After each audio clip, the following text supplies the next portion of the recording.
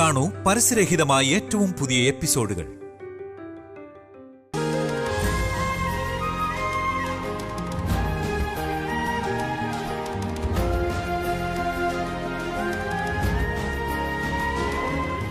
എന്തേ ദേഷ്യത്തിലാ? ഇങ്ങോട്ട് നോക്കിയേ. എന്നെ അടിക്കണമെന്നുണ്ടെങ്കിൽ മുത്തശ്ശിക്ക് അടിക്കാം. മുത്തശ്ശി അടിച്ചാലും എനിക്കത് വേദനിക്കില്ല കേട്ടോ. മുത്തശ്ശിക്ക് എന്തും ചെയ്യാനുള്ള അധികാരമുണ്ട്. ആരാ തടുക്കുന്നത് ഞാനൊന്ന് നോക്കട്ടെ. ആ കണ്ട, നിന്റെ ഭർത്താവിന്റെ പുറവെ നീ പോയിട്ടും അവൻ എന്റെ പുറവെ തന്നെ നടക്കുന്നത് കണ്ടോ? അതാ കൊച്ചുമക്കളായ ഇങ്ങനെ വേണം. എന്തൊക്കെ വന്നാലും ഞങ്ങൾ രണ്ടുപേരും ഒരേ ടീമാ. ഉമ്മ.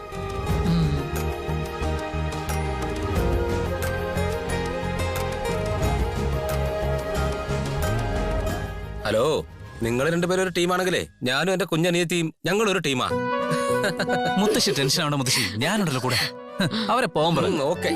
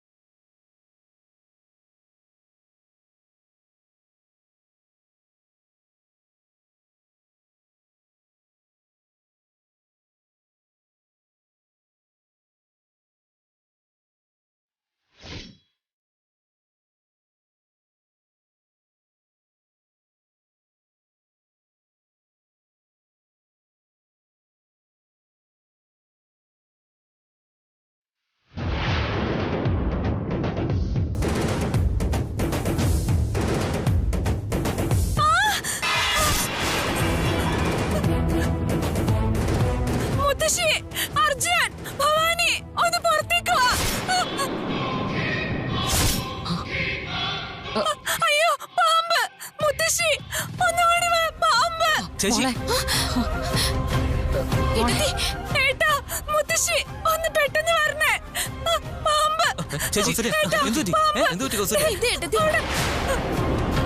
ചേച്ചി ചേച്ചി റിലാക്സ് ചേച്ചി. ചേച്ചി അത് അത് പാമ്പൊന്നുമല്ല, അത് പാമ്പിന്റെ തോല. നോക്ക് ചേച്ചി. ചേച്ചി ചേച്ചി റിലാക്സ് ചേച്ചി. ദേ നോക്ക് ചേച്ചി, അത് പാമ്പല്ല.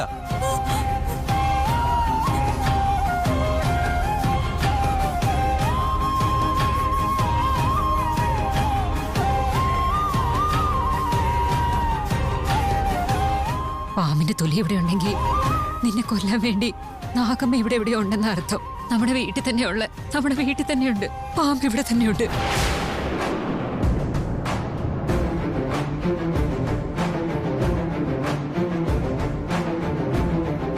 അതെ മുത്തശ്ശി, ആ പാമ്പിന്റെ പടം ഇവിടെ ഉണ്ടെങ്കിൽ നാഗമാതാവ് ഇവിടെ അടുത്ത് എവിടെയുണ്ട്.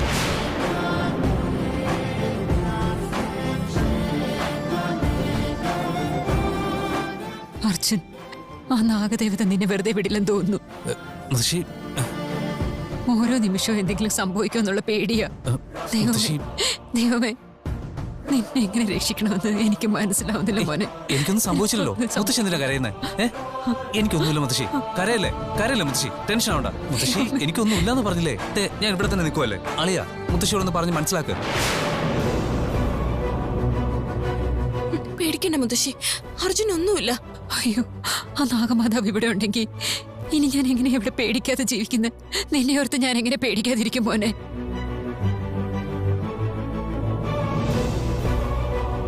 നാഗമാതാവിനെ ആലോചിച്ച് ആരും ഭയപ്പെടേണ്ട കാര്യമില്ല.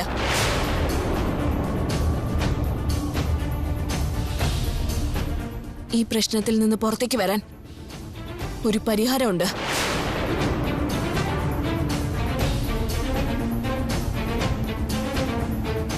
ഭവാനി, എന്താ ഇത്? പറയാം. ഏട്ടാ, എന്റെ കൂടെ വാ. എങ്ങോട്ടാ മോളെ? പറയാം, വാ. അർജുൻ, എനിക്ക് ഏട്ടനോട് കുറച്ച് സംസാരിക്കാനുണ്ട്. നീ ഇവിടെ തന്നെ നിന്നോ. വാ ഏട്ടാ.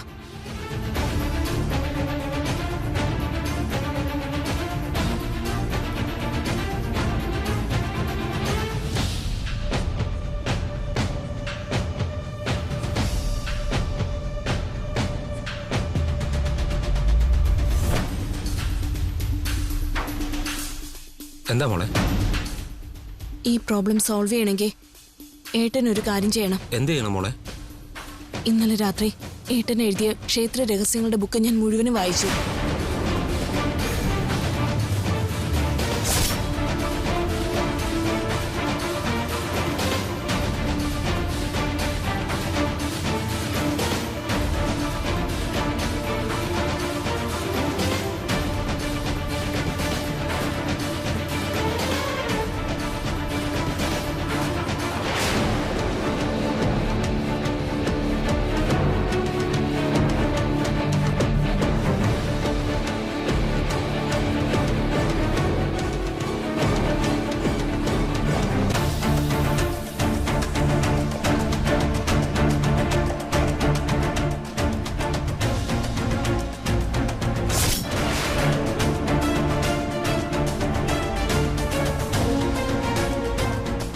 ഇന്നലെ രാത്രി ആ ബുക്ക് വായിച്ചുകൊണ്ടിരുന്നപ്പോഴാ ഒരിടത്തൊരു പരിഹാരം കണ്ടത്.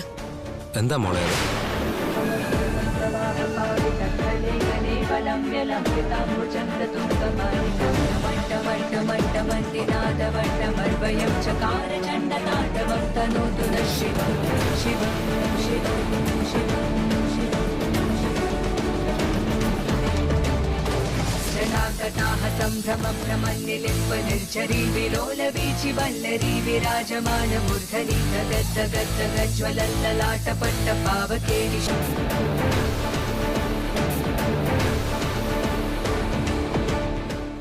അങ്ങനെ നമ്മൾ ചെയ്ത ഈ പ്രശ്നം പകുതി കഴിഞ്ഞതുപോലെ തന്നെയാണ്. ഈ വിഷയം നമുക്ക് അർജുനോട് കൂടി പറയണ്ടേ മോളെ?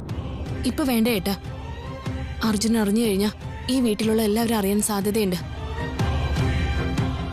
അർജുൻ എപ്പോഴും എന്റെ കൂടെ ഉണ്ടായിരുന്ന നാഗമാതാവിന് അർജുനെ ഒന്നും ചെയ്യാൻ സാധിക്കില്ല അല്ലേ? അതുകൊണ്ട് ഞാൻ പറയുന്നൊന്ന് കേക്ക്. ഞാൻ പറഞ്ഞ ഈ കാര്യം നമ്മൾ രണ്ടുപേരും അല്ലാതെ വേറെ ആരും അറിയാൻ പാടില്ല. അങ്ങനെ ചെയ്യുന്നതല്ലേ ശരി? അതെ, അത് കറക്റ്റാ. പക്ഷേ ഈ ഒരു കാര്യം നാഗമാതാവ് അറിയില്ലേ? അത് മാത്രമല്ല, നാഗമാതാവ് വന്ന് എന്തെങ്കിലും പ്രശ്നം ഉണ്ടാക്കുമെന്ന എന്റെ പേടി. നാഗമാതാവ് നമ്മുടെ വീട്ടിൽ വന്നാൽ പോലും അർജുനെ ഒന്നും ചെയ്യാൻ സാധിക്കില്ല. അതിനുവേണ്ടി ഞാനൊരു വഴി കണ്ടുപിടിച്ചു വെച്ചിട്ടുണ്ട്. എന്താ മോളെ അത്?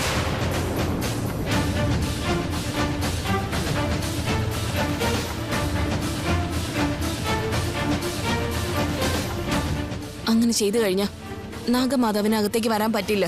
അങ്ങനെ വന്നു കഴിഞ്ഞാ ഞാൻ നോക്കിക്കോളാം. നാഗമാതാവ് കാരണം ഒരാപത്തും ഉണ്ടാവില്ല.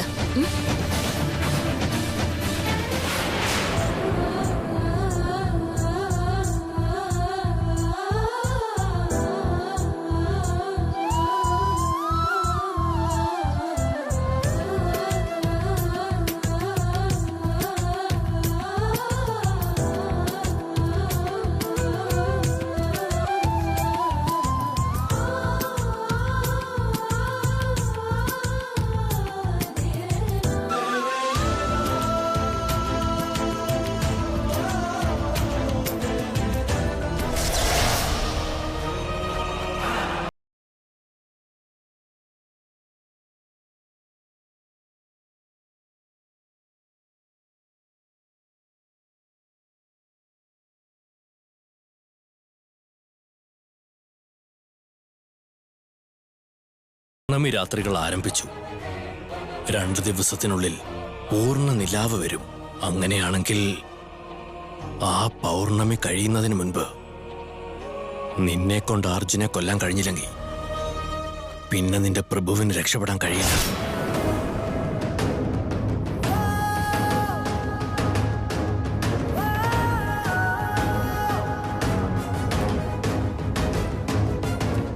ഈ അവസരം വെറുതെ കളയാതിരിക്കും മകളെ. ഞാൻ എന്തൊക്കെ പദ്ധതി ഉണ്ടാക്കി ഓരോ തവണ കൊല്ലാൻ ശ്രമിക്കുമ്പോഴും പ്രതീക്ഷിക്കാതെ തടസ്സങ്ങൾ വന്നു ചേരുകയാണ്. അതുകൊണ്ട് എനിക്ക് വധിക്കാൻ കഴിയാതെ എന്റെ തീരുമാനം നീണ്ടു പോകുകയാണ് ഗുരുദേവ. നമ്മൾ എന്തെങ്കിലുമൊക്കെ ചെയ്യാൻ തീരുമാനിക്കുമ്പോൾ ഒരുപാട് പ്രശ്നങ്ങളും പ്രതിസന്ധികളും ഒക്കെ വന്നുകൊണ്ടേയിരിക്കും. അതിനെ അതിജീവിക്കാൻ നിനക്ക് കഴിഞ്ഞില്ലെങ്കിൽ നീ വിചാരിച്ചതൊന്നും നിന്നെ കൊണ്ട് ചെയ്യാൻ സാധിക്കില്ല.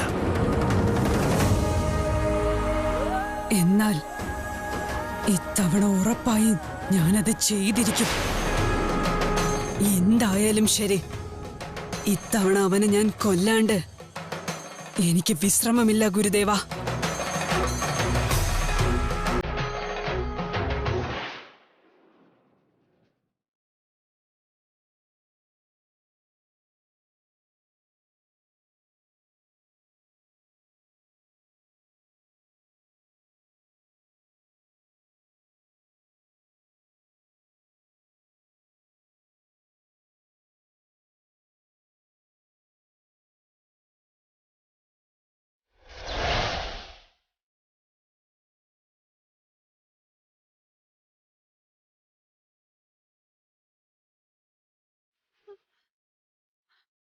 അങ്ങില്ലാതെ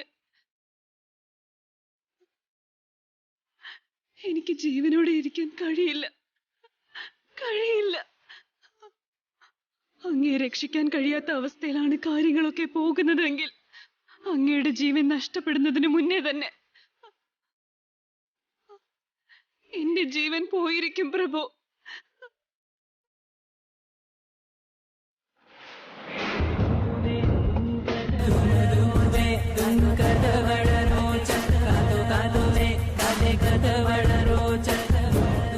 നിന്നെ കൊല്ലാതെ ഞാൻ വിടില്ല അർജുൻ.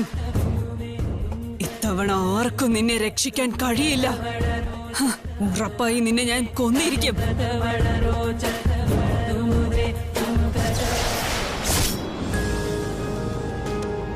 അർജുൻ, പെട്ടെന്ന് ഇങ്ങ് വാ മോനെ. ദാ വരുന്നു മുത്തശ്ശി. ഇതാ പിടിക്ക്.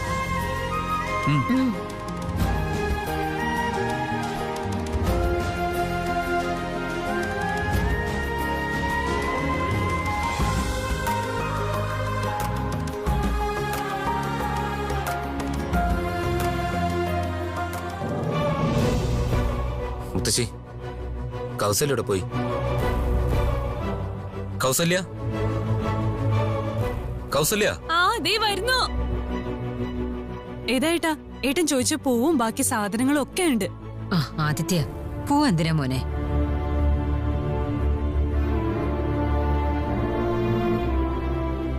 മുത്തശ്ശി, അർജുനും ഭവാനിക്കും നടത്താനിരുന്ന ശാന്തി മുഹൂർത്തം മുടങ്ങിപ്പോയില്ലേ? അതുകൊണ്ട് അതിന്ന് നടത്താന്ന്.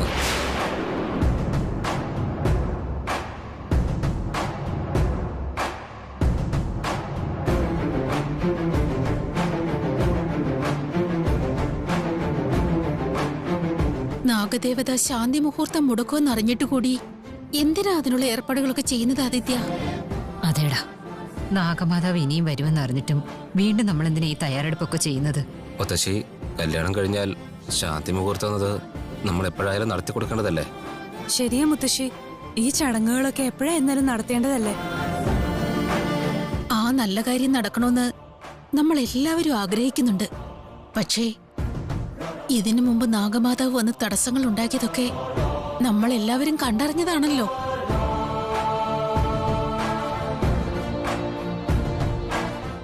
ഇന്ന് അതുപോലെ ഒരു തടസ്സവും ഒരു ബുദ്ധിമുട്ടും ഉണ്ടാവില്ല അപ്പച്ചി. അപ്പച്ചി പേടിക്കുന്നത് പോലെ ഒന്നും തന്നെ സംഭവിക്കില്ല.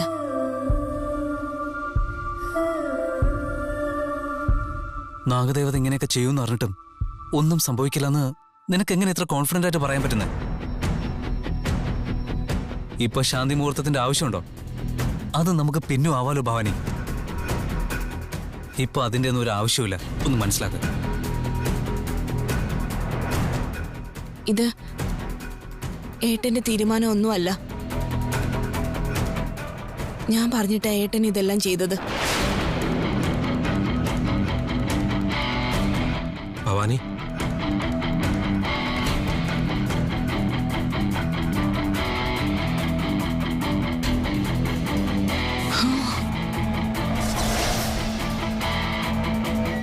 എത്രയും പെട്ടെന്ന് അനന്തരാവകാശികൾ ഉണ്ടാകുന്നതിന് വേണ്ടിയായിരിക്കും ഇവർ ഇത്ര തിടുക്കത്തിൽ ശാന്തി മുഹൂർത്തം നടത്തുന്നത്. നീ അറേഞ്ച് ചെയ്യാൻ പറഞ്ഞു? അതെ അർജുൻ, ഭാര്യ-ഭർതൃബന്ധം ശക്തമാണെങ്കിൽ ആ ശക്തി തന്നെ ഒരുപാട് പ്രശ്നങ്ങൾക്ക് തീർപ്പ് കൽപ്പിക്കാൻ അത് സഹായിക്കും അർജുൻ. അതുകൊണ്ടാണ് ഞാൻ അങ്ങനെ പറഞ്ഞത്. അതുകൊണ്ട് നമ്മുടെ ആവശ്യത്തിന് വേണ്ടിയാ ഇത് നടത്തണമെന്ന് ഞാൻ പറഞ്ഞത്.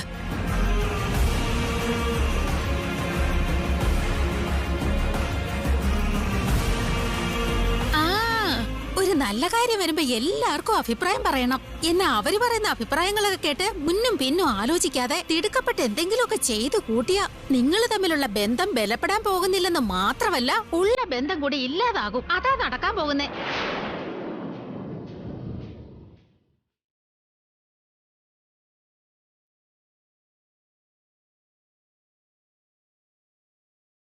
ചിറ്റേ, എന്തിനാ ഇങ്ങനെ അപശകനമൊക്കെ സംസാരിക്കുന്നേ?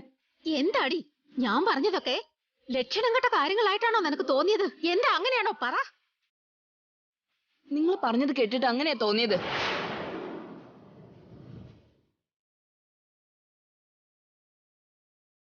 നീ എന്നെ തെറ്റിദ്ധരിക്കല്ലേ ഭവാനി. ഇതൊക്കെ ഞാൻ നിന്റെ നല്ലതിന് വേണ്ടിയാ പറയുന്നത്. നല്ലത് നടക്കണമെന്ന് ആഗ്രഹിക്കുന്നവര് നമ്മുടെ ബന്ധം നശിച്ചു പോകുന്നു എവിടെയും പറയാൻ മുതിരില്ല.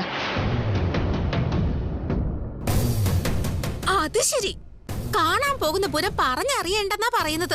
ഇവിടെ നടക്കുന്ന കാര്യങ്ങളൊക്കെ വെച്ച് നോക്കുമ്പോ ജീവനെടുത്ത് കയ്യിൽ പിടിച്ച് എപ്പോ എന്താ നടക്കുന്നെന്ന് കരുതി പേടിച്ചിരിക്കുക എല്ലാരും.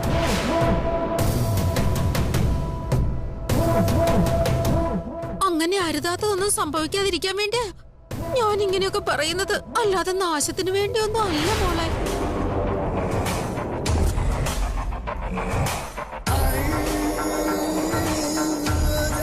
ഞാൻ ഈ വീട്ടിൽ നിൽക്കുന്നത് കൊണ്ടാ ഞാൻ എന്ത് പറഞ്ഞാലും ആർക്കും ഒരു വിലയില്ലാത്തത്. നല്ല അർത്ഥത്തിൽ ഞാൻ പറയുന്ന കാര്യങ്ങൾ നിങ്ങൾക്ക് വേണ്ടാത്തതായിട്ടാ തോന്നുന്നേ. അപ്പച്ചി, നിങ്ങൾ എന്ത് ഉദ്ദേശത്തിൽ പറഞ്ഞാലും അതൊരു നല്ല ഉദ്ദേശത്തിൽ പറഞ്ഞ കാര്യമായിട്ട് ഇവിടെ ആർക്കും തോന്നുന്നില്ല.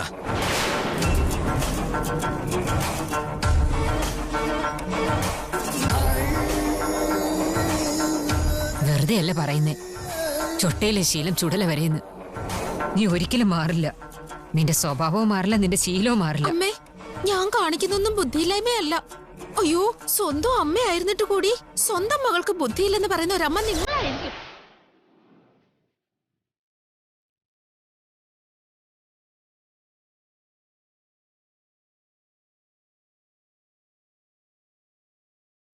ഈ വീട്ടിൽ ഇത്രയൊക്കെ അപശകരങ്ങൾ കണ്ടിട്ട് അതെന്തോ ദോഷത്തിനുള്ളതാണെന്ന് നിങ്ങൾക്കാർക്കും മനസ്സിലാവാത്തത് എന്താ?